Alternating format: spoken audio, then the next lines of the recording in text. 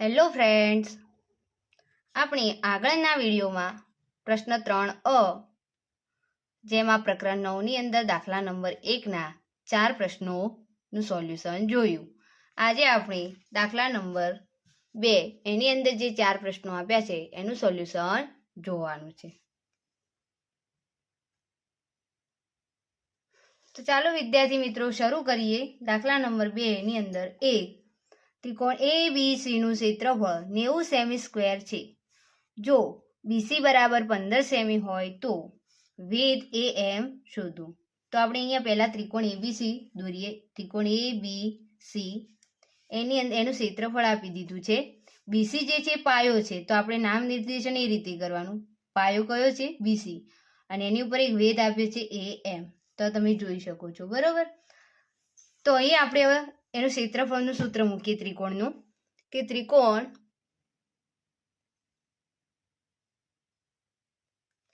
ABC નું ક્ષેત્રફળ બરાબર 1/2 ગુણ્યા પાયો એટલે BC અને ગુણ્યા વેધ એટલે AM.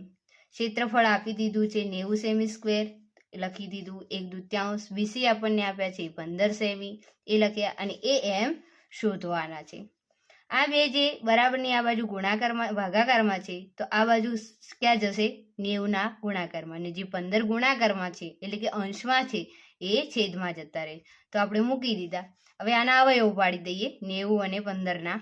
તો AM બરાબર 15 છંગ 90, પછી 2 ના 2 અને 15 એકા 15. તો અંશ અને છેદમાં 15 ઉડી ગયા. તો AM કેટલો વધે છે? 12 સેન્ટીમીટર. આ એ વેધનું માપ છે. 2. ત્રિકોણ XYZ નું ક્ષેત્રફળ 150 સેમી સ્ક્વેર છે. જો XZ 20 સેમી હોય તો વેધ YM શોધો. જે XZ છે એ પાયો આપ્યો છે, તો આપણે આ જે આકૃતિ દોરી એની અંદર XZ નીચે રાખીશું, પાયાની અંદર XZ ગમે તે જગ્યાએ તમે મૂકી શકો છો, પણ આપણને વેધ મૂકતા આવડવું જોઈએ. તો XYZ અને અહીંયા વેધ કયો આપ્યો છે? YM. તો આપણે આ રીતે લખીશું, બરોબર. આ YM વેધ છે. XYZ નું ક્ષેત્રફળ બરાબર સૂત્ર મૂકી દઈએ 1/2 ગુણ્યા પાયો એટલે XZ અને વેધ એટલે YM. તો અહીંયા ક્ષેત્રફળ આપી દીધું છે 150 સેમી સ્ક્વેર અને પાયો આપ્યો છે 20. એ કિંમત બધાની મૂકી દીધી. YM શોધવાના છે. આ બે છેદમાં છે, બરાબરની આ બાજુ અંશમાં જતા રહેશે, અને 20 જે અંશમાં છે એ છેદમાં જતા રહેશે. તો ચાલો, અંશ અને છેદમાં 0 જતી રહી. વધ્યા આવ્યા 2, તો અંશ અને છેદમાં 2 પણ ઉડી ગયા. કેટલા વધ્યા આવે? 15. તો YM જે વેધ છે કેટલો મળે છે? 15 સેન્ટીમીટર. 3.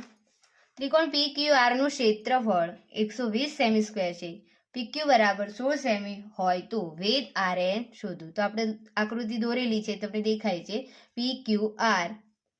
PQR એની અંદર જે વેધ છે RN કયો છે? તો RN. એટલે આપણે PQR આમ લખ્યા અને RN વેધ દોર્યો.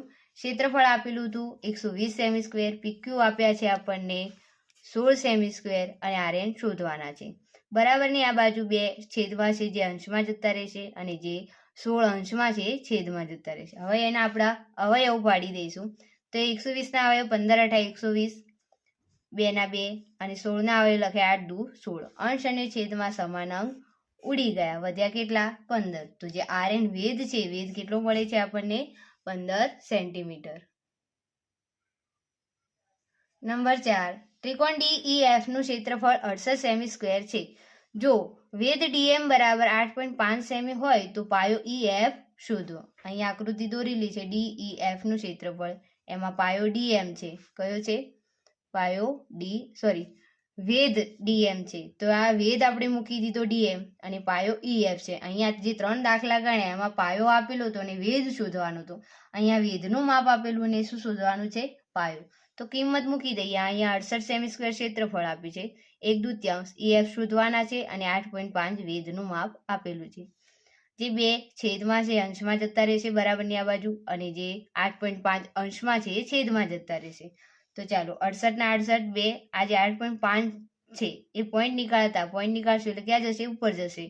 જો ઉપર પોઈન્ટ વાળું હોય તો એનો પોઈન્ટ નીચે જાય નીકળે એટલે.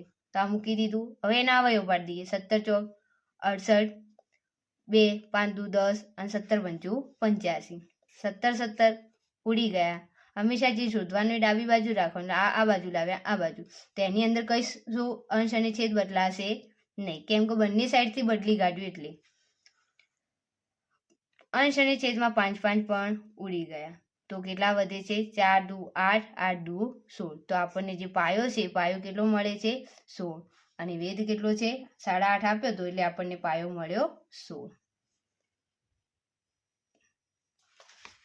તો વિદ્યાર્થી મિત્રો, અહીંયા જે પ્રશ્ન 3 ની અંદર પ્રકરણ 9 નો દાખલા નંબર 2 હતો એના 4 પ્રશ્નોનું સોલ્યુશન પૂરું થાય છે. નેક્સ્ટ વિડીયોની અંદર દાખલા નંબર 3 નું સોલ્યુશન જોઈશું.